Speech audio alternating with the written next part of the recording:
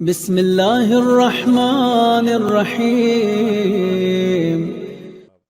بہت بڑے عالم دین تھے، کہتے ہیں کہ میں مجلس پڑھ کے نکل رہا تھا، پرانا دور ہے، کہ مجلس پڑھ کے نکلا تو راستے میں مجھے ایک شخص ملا جو نشے کی حالت میں تھا، اور اوباش اور اس طرح کے بدماش لوگ ہر جگہ ہوتے تھے، تو وہ مجھے مل گیا، کہا شیخ ہمارے لیے بھی روزہ پڑھو، یعنی مصائب پڑھو۔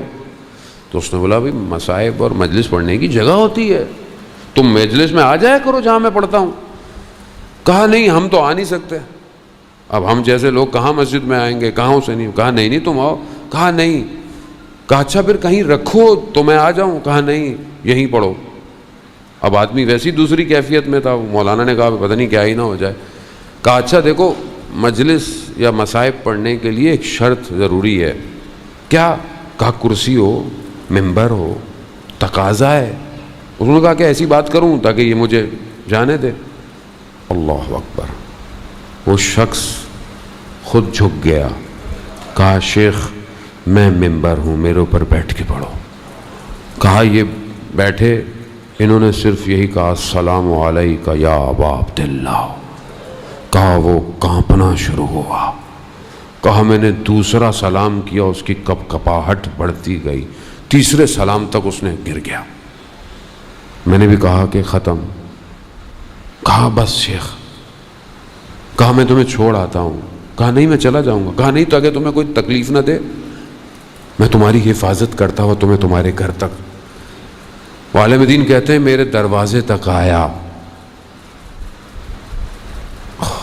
جو سمجھ گیا وہ گیا۔ وہ شخص جو نشے میں تھا کہتا ہے شیخ ایک سوال پوچھوں؟ کہا کہا شیخ یہ بتاؤ منبر حسین جہنم میں جلایا جائے گا؟ اللہ اکبر۔ عالم دین کہتے ہیں کہ نہیں، تم نہیں جلائے جاؤ گے، تم تو امام سے محبت کرتے ہو، بس یہ معرفت ہے، ایک آپ کا رویہ بدل دیتا ہے۔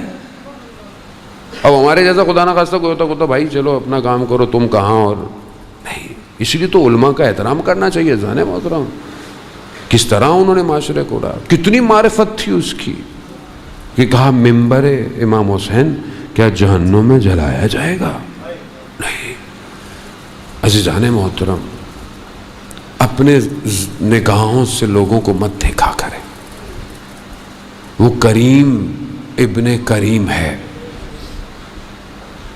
ادھر گڑ گڑائیں ادھر تڑپیں کھڑے ہو کر مولا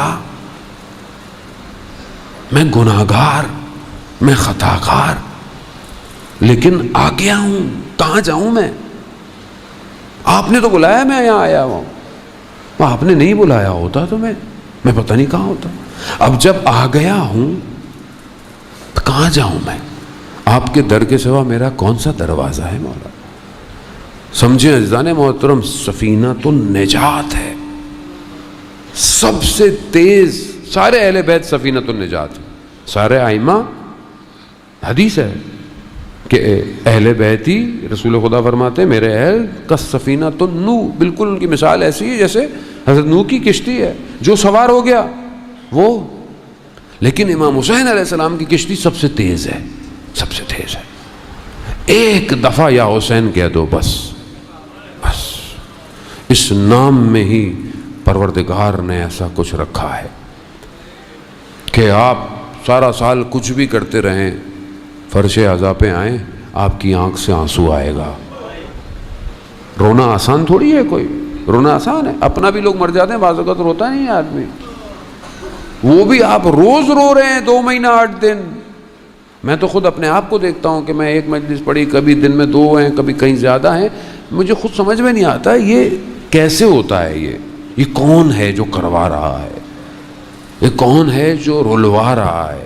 ہمیں آسان نہیں ہے رونا، پورا پروسیجر ہے۔ اگر آپ میڈیکلی دیکھیں آنسو نکلنا پورا پروسیجر ہے، یعنی جذبات احساسات کا ہٹ ہونا، دماغ تک پہنچنا، پھر دماغ کو آرڈر دے، آنکھوں کے اندر کیفیت پیدا ہو اور جھوٹے بھی آنسو نہ ہو، یہاں سے آنسو نکل رہا ہو، یہاں سے آنسو نکل رہا، یعنی کوئی دل کے اتنا قریب ہے. کتنے خوش قسمت ہیں. اس لیے تو روایت ہے جو آنکھ امام حسین کے لیے گریا کرتی ہے وہ آنکھ قیامت والے دن خوشحال ہوگی.